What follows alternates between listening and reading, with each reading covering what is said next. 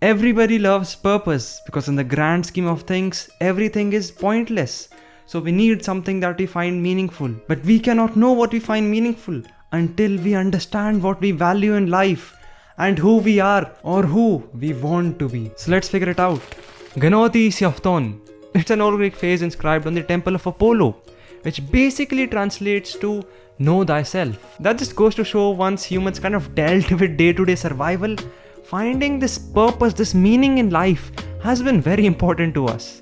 But like everything else, you cannot understand yourself unless you accept that you currently don't. That is the reason why you do things that you don't want to do, or you don't do things that your rational mind considers important.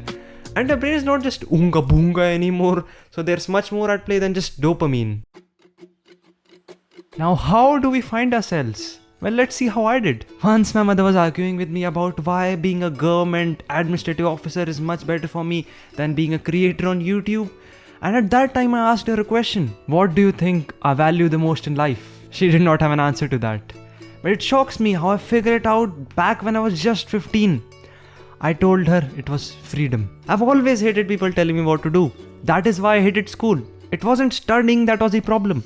The problem was what I was studying, when I was studying, where I was studying. These things weren't in my control. Even though I started making videos before understanding all this, but now that I do, I never doubt if YouTube is the right thing for me. Even if I spend like 40 hours on a single video which gets like 13 views and everybody clicks off in the first minute, I'm sure about my thing. Did you see how I observed myself and then questioned those observations? You have to watch yourself like a stranger.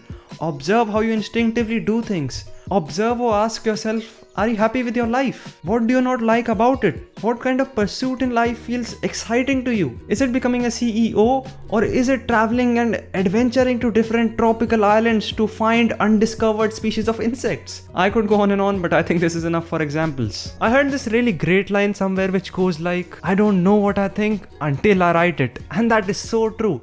That is why you should journal your streams of thought, which can be done in two ways. When you have any kind of emotional high, whether negative or positive, just sit down and write whatever is going on in your head. It also really helps with depression, frustration, and being overwhelmed. And at any other time, you can pick an idea, a thought, a life goal, and just write whatever you think about it. You don't have to write essays that other people or you will read later.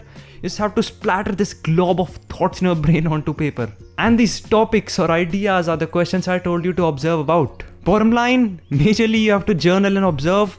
And obviously both of these things branch out into many other things, especially observing yourself. And each of those branches can be represented by the questions I told you to ask yourself.